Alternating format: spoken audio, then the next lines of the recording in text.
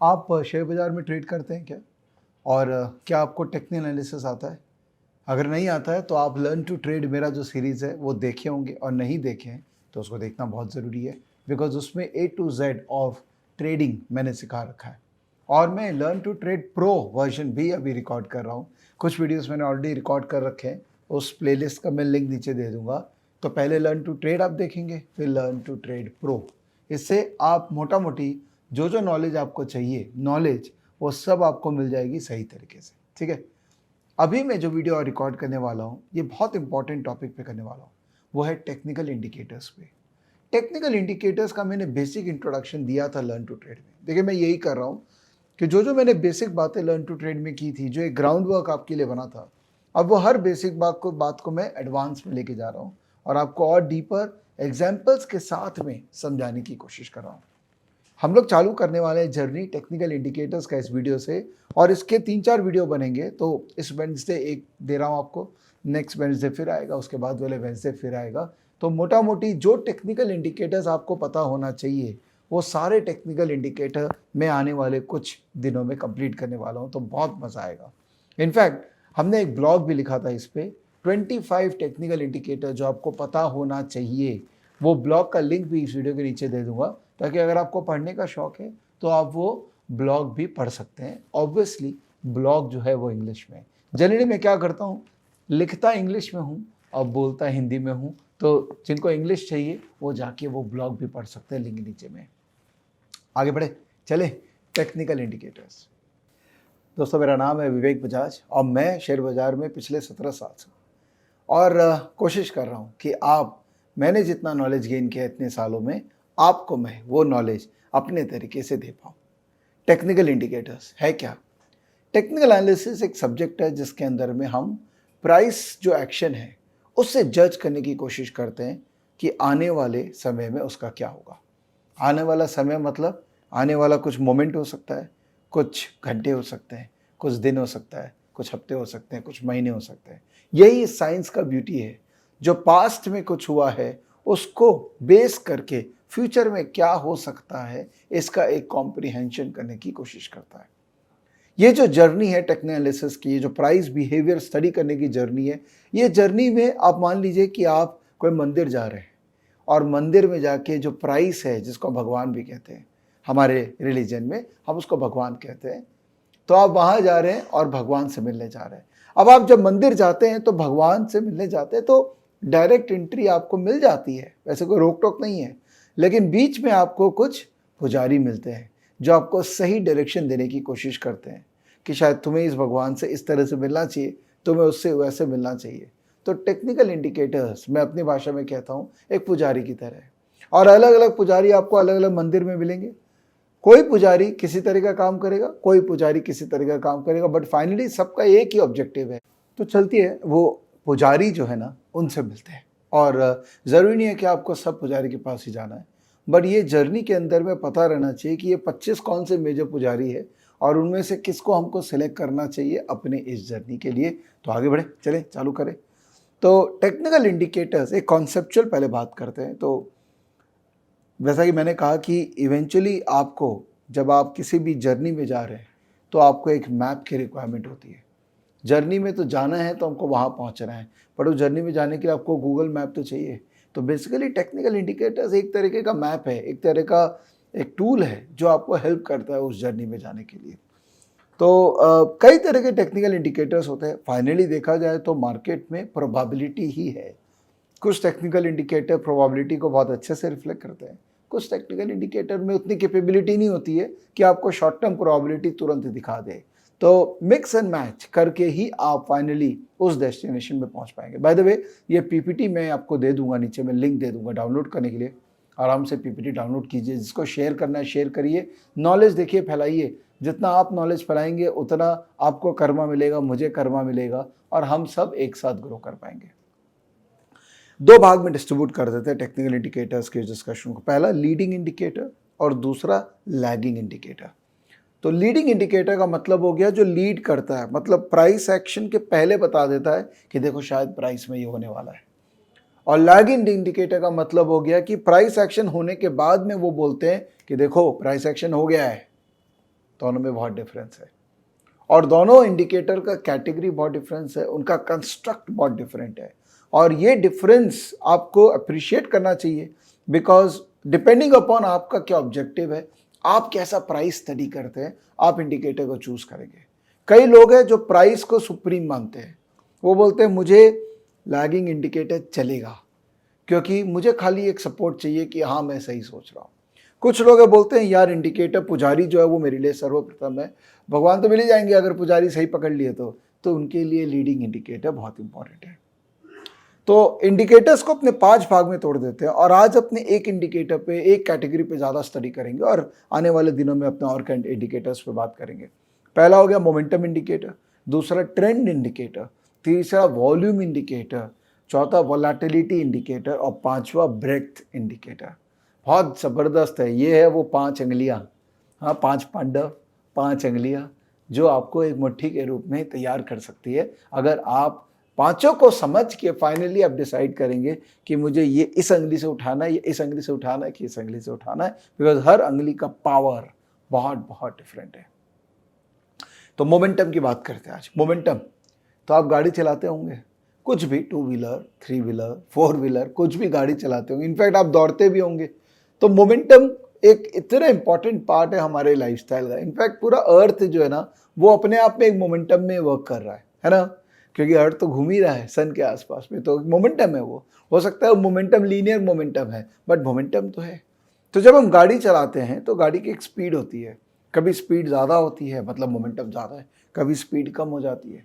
तो हमारा काम क्या है, जो प्राइस है इसका मोमेंटम को जज करना कि आज क्या लग रहा है, ये मोमेंटम तेजी की तरफ है या मोमेंटम मंदी की तरफ है। और कई टेक्निकल टूल ऐसे हैं जो आपको कैपेबल बना सकते हैं ये मोमेंटम मेजर करने के लिए, वही अपने आज चर्चा करेंगे। तो मोमेंटम का मतलब हो गया कि क्या हो सकता है अभी प्राइस के अंदर में, कितनी स्ट्रेंथ है। अगर वो ऊपर जा रहा है तो उस ऊपर जाने में स्ट्रेंथ कितनी है, और वो नीचे जा रहा है तो नीचे जाने में स्ट्रेंथ कितनी है। अगर ऊपर जाने में स्ट्रेंथ है लेकिन इंडिकेटर बोल रहा है कि देखो ऐसा हो सकता है कि शायद ये स्ट्रेंथ धीरे धीरे वीक हो रही है, ऑल्दो प्राइस दिखा रहा है ऊपर जा रहा है, बट इंडिकेटर बोल रहा है कि देखो थोड़ा थोड़ा थोड़ा थोड़ा स्लो हो रहा है। इसका मतलब हो गया डाइवर्जेंस है कि प्राइस कुछ और ही बात कर रहा है लेकिन इंडिकेटर्स कुछ और बात करने लगे। तो ये सारा जो स्टडी है ना कि क्या प्राइस के साथ में इंडिकेटर्स हम सेम बात कर रहे हैं, क्या अलग अलग बात कर रहे हैं, इससे आपको एक प्राइस का कैरेक्टर पता लगता है। समझ पा रहे हैं मैं क्या बोल रहा हूँ। तो इंडिकेटर्स खाली आप उस तरह से मत देखिए कि आपको स्ट्रैटेजी बनाने में या आपको ट्रेडिंग करने में हेल्प करेगा, नहीं, एक प्राइस का मूवमेंट का कैरेक्टराइजेशन करने में भी इंडिकेटर का बहुत बड़ा योगदान है। 2 तरह के डाइवर्जेंस होते हैं। तो ये जो मैंने कहा ना प्राइस ऊपर जा रहा है इंडिकेटर कुछ और बोल रहा है, इसको डाइवर्जेंस बोलते हैं सिंपल भाषा में। या तो पॉजिटिव डाइवर्जेंस होता है या नेगेटिव डाइवर्जेंस। पॉजिटिव डाइवर्जेंस का मतलब हो गया कि भाई प्राइस जो है वो लोअर हाइज और लोअर लोज बना रहा है, ठीक है, और इंडिकेटर बोल रहा है higher highs and higher lows. Similarly negative divergence के अंदर में उल्टा हो गया। सो बेसिकली डाइवर्जेंस का मतलब ही हो गया कि प्राइस और इंडिकेटर के बीच में 2 अलग अलग बातें चल रही है।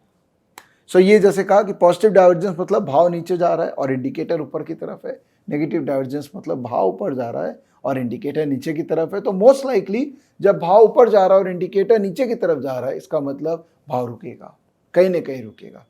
अब रुकेगा का मतलब ये नहीं है कि मैं जाके बेच दूंगा। हमेशा प्राइस का कंफर्मेशन का वेट करना बहुत ज़रूरी है, ये याद रखिएगा। आपको पंडित बता तो देगा कि भगवान आएंगे और ये करेंगे, बट फाइनली उनका एक्शन ही आपका पार लगाएगा, है ना। तो pandit is a guide but finally तुम्हारा क्या होगा वो तो तुमको भगवान ही बताएगा। MACD। सो MACD से चालू करते हैं। पहला इंडिकेटर, ऐसे हम लोग 5 इंडिकेटर्स कवर करेंगे आज, 5 या 6। तो MACD की पहले बात करते हैं। इसको कहते हैं moving average, convergence and divergence. ये सिंपल सा इंडिकेटर है। इसने क्या किया है, किसी ने इसको फाउंड किया था, मैं अभी नाम याद नहीं कर रहा हूँ जिन्होंने फाइंड किया था। इसमें 2 लाइन होता है, MACD लाइन और signal line. MACD is basically जो मूविंग एवरेज है, एक्सपोनेंशियल मूविंग एवरेज। ये आपको याद होगा एक्सपोनेंशियल मूविंग एवरेज कॉन्सेप्ट क्या है, कि अगर आप पिछले कुछ दिनों का प्राइस का एवरेज निकालें, और एक्सपोनेंशियल होता है कि लेटेस्ट प्राइस का मूवमेंट को आप ज़्यादा वेटेज दें और पुराने प्राइस मूवमेंट को आप लेस वेटेज दें। तो 26 दिन का एक्सपोनेंशियल मूविंग एवरेज और 12 दिन का एक्सपोनेंशियल मूविंग एवरेज, इन दोनों का डिफरेंस को बोलते हैं MACD। और MACD का 9 एक्सपोनेंशियल मूविंग एवरेज, मतलब वो जो डिफरेंस का मूविंग एवरेज अगर निकालोगे 9 एक्सपोनेंशियल मूविंग एवरेज, उसको बोलते हैं सिग्नल लाइन। बहुत सिंपल है एक्चुअली, समझना जरूरी है कि इनका कंस्ट्रक्ट क्यों हुआ था। ऑल्दो आजकल सारे सॉफ्टवेयर के अंदर में ये टूल्स है ना रेडीमेड है, चाहे स्टॉकेज है चाहे ट्रेडिंग व्यू है, सब में ये रेडीमेड टूल अवेलेबल हो गए, बट समझना बहुत जरूरी है कि इसका क्या रिलेवेंस है। सो सिंपल है, अगर MACD सिग्नल लाइन से ऊपर जा रहा है तो इसका मतलब तुमको बाई करना है, और MACD अगर सिग्नल लाइन से नीचे जा रहा है तो इसका मतलब हमको सेल करना है। सिंपल।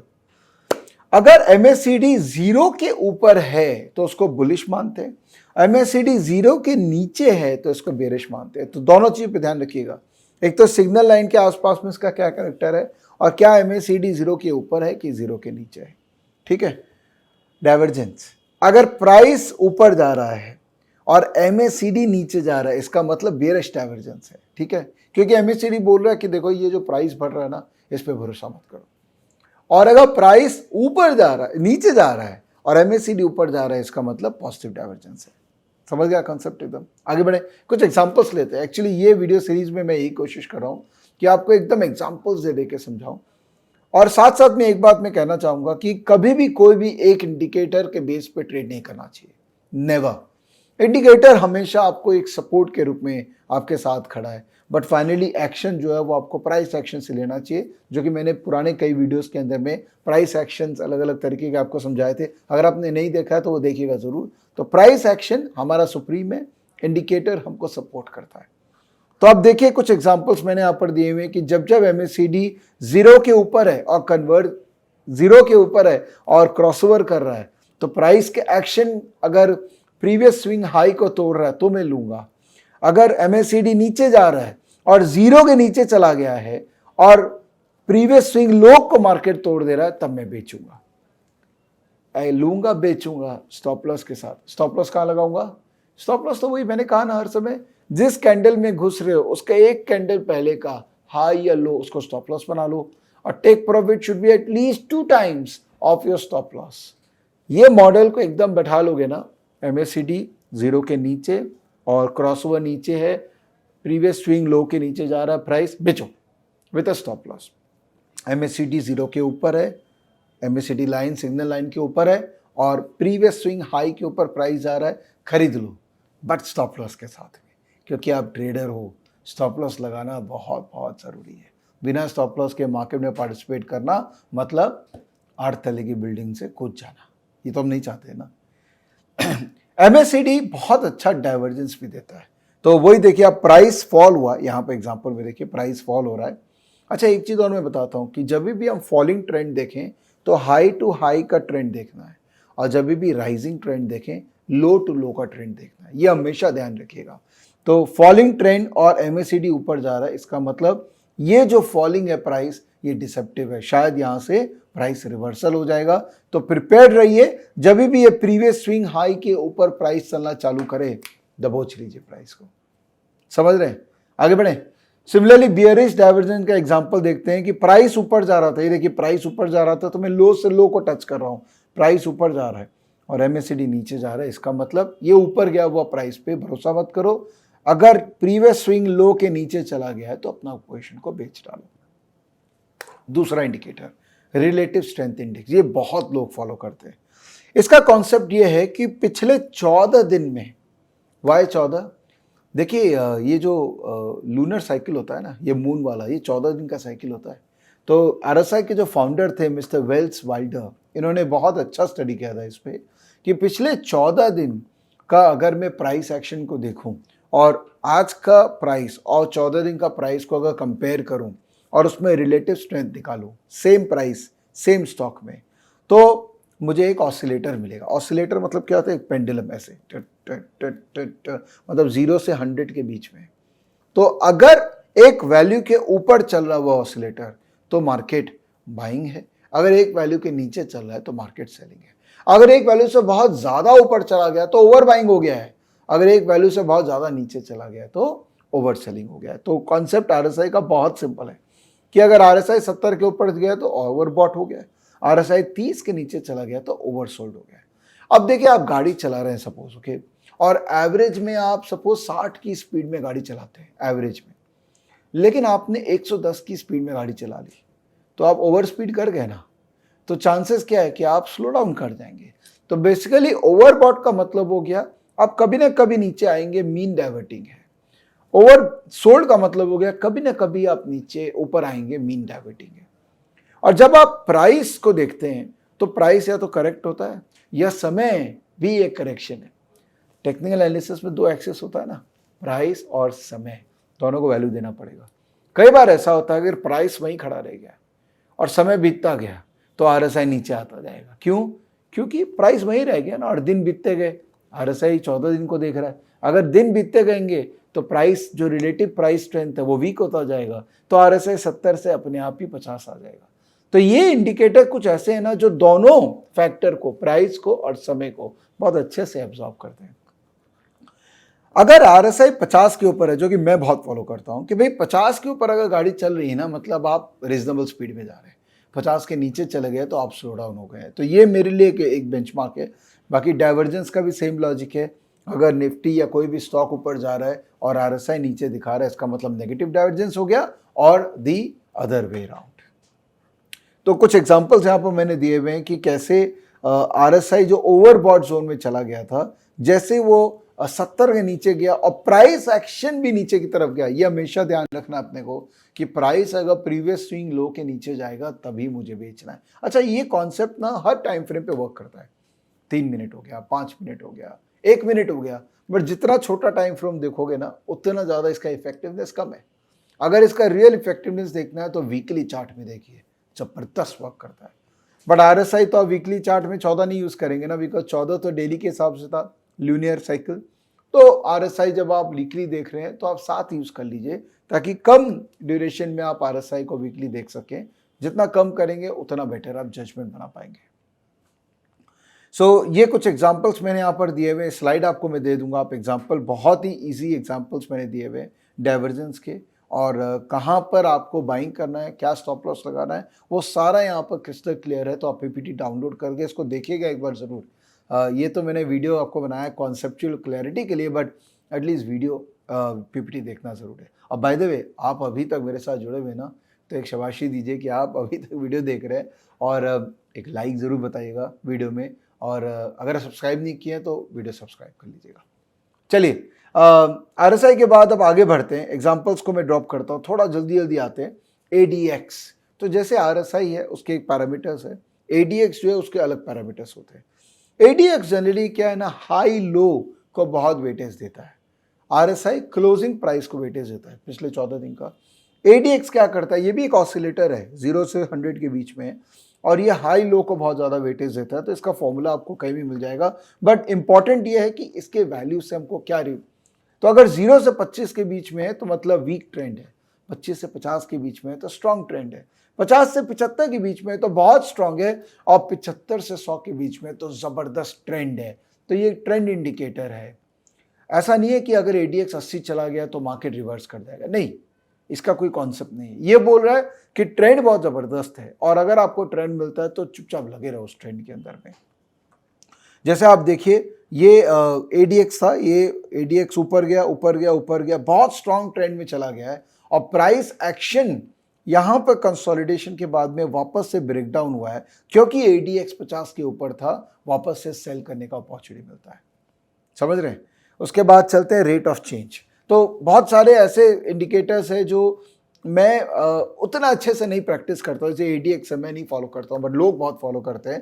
तो इसके बारे में और स्टडी आपको चाहिए तो आपको मिल जाएगा इंटरनेट पे काफ़ी, but it's a good indicator अगर कोई वॉलेटिलिटी बेस मार्केट के अंदर में रेंज में ट्रेड करना चाहता है। तो रेट ऑफ चेंज ये सबसे सिंपल मोमेंटम इंडिकेटर है। ये क्या करता है, पिछले 9 दिन का, जैसे इसमें जो टाइम पीरियड टिपिकली यूज होता है 9 दिन का है, वैसे आप कोई भी पीरियड कर सकते हैं, बट टिपिकली पिछले 9 दिन का प्राइस चेंज को ये प्लॉट करता है। और इसका बिलीव ये है कि अगर प्राइस ऊपर की तरफ है, हर दिन का प्राइस चेंज को प्लॉट कर रहा है ना, अगर प्राइस ऊपर की तरफ है तब फिर वो पॉजिटिव है, अगर प्राइस नीचे की तरफ जा रहा है, इसका ट्रेंड नीचे की तरफ है तो नेगेटिव है। एक्चुअली हर इंडिकेटर का भी ट्रेंड होता है, जैसे प्राइस का ट्रेंड होता है वैसे इंडिकेटर का ट्रेंड होता है। तो अगर प्राइस का ट्रेंड ऊपर है और आरओसी का भी ट्रेंड ऊपर है, बहुत अच्छी बात है। अगर प्राइस का ट्रेंड ऊपर है और आरओसी का ट्रेंड नीचे जाने लग गया, मतलब क्या हुआ? डाइवर्जेंस। तो आरओसी एक्चुअली जबरदस्त डाइवर्जेंस मोमेंटम इंडिकेटर है। आप देखिए इसके अंदर में प्राइस ऊपर जा रहा था टाटा मोटर का और आरओसी नीचे ट्रेंडिंग हो गया, तो कितना अच्छा खासा डाइवर्जेंस मिला। तो जब भी इस केस में इस स्विंग लो को टाटा मोटर तोड़ेगा, एक बेच के अटेम्प्ट किया जा सकता है with a stop loss. Stop loss hit होगा, आप 10 में से 6 बार राइट होंगे, 5 बार राइट होंगे, लेकिन बाकी टाइम जब आप स्टॉप लॉस हिट होगा आप छोटा खोएं, और जब आप प्रॉफिट कमाएंगे तो आप बड़ा कमाएंगे। यही लॉजिक होता है ट्रेडिंग का। स्टोकेस्टिक, तो इतने सारे मोमेंटम में एक और इंपॉर्टेंट मोमेंटम इंडिकेटर है स्टोकेस्टिक। अब स्टोकेस्टिक भी अपना प्राइस मूवमेंट का हाई और लो को कंसिडर करता है। जैसे इसके पहले अपन लोगों ने डिस्कस किया था आरओसी के पहले एडीएक्स, जो कि हाई लो को कंसिडर करता है, स्टोकेस्टिक भी हाई लो को कंसिडर करता है।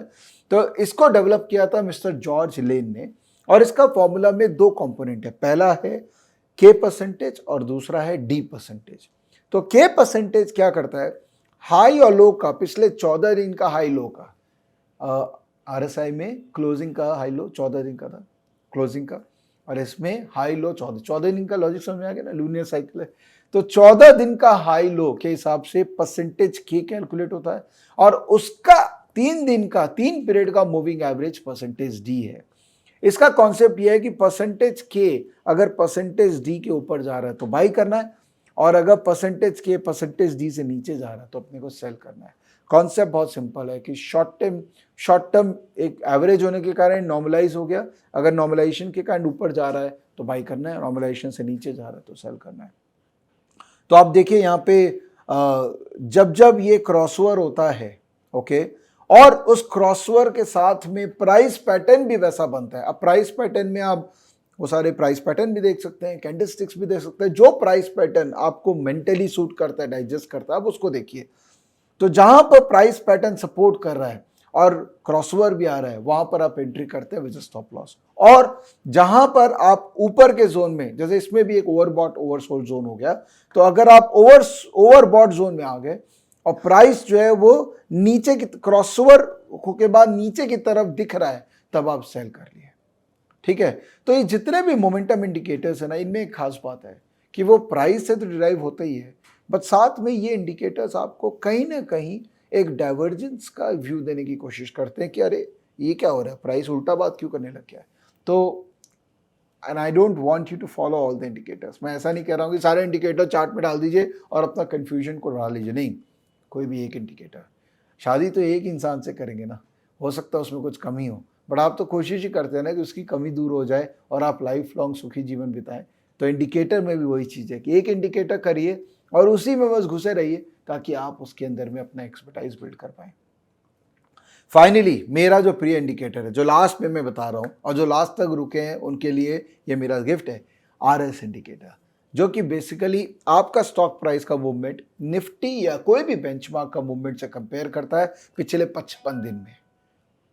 पिछले 55 दिन में, 55 दिन का क्या लॉजिक है, मैंने अपने वीडियोस में बताया था कि मोटा मोटी 3 महीने का ट्रेडिंग आ जाता है और फिबोनाची नंबर है। तो पिछले 55 दिन में, तो अगर आरएस 55 जीरो के ऊपर है तो बुलिश, आरएस 55 जीरो के नीचे है तो बेरिश।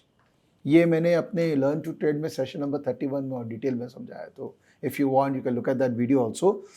सो प्राइस एक्शन मतलब कोई भी प्राइस एक्शन, कैंडलस्टिक या price action plus supported by RS, previous swing high के ऊपर गया, प्राइस एक्शन हुआ, आरएस भी जीरो के ऊपर है, मैं बाई करूंगा। प्रीवियस स्विंग के नीचे गया, कोई पैटर्न आया और आरएस 55 जीरो के नीचे चला गया, मैं सेल करूंगा। तो ये तो मेरा सबसे फेवरेट पैटर्न है, इससे तो मैं अपनी रोजी रोटी चलाता हूँ।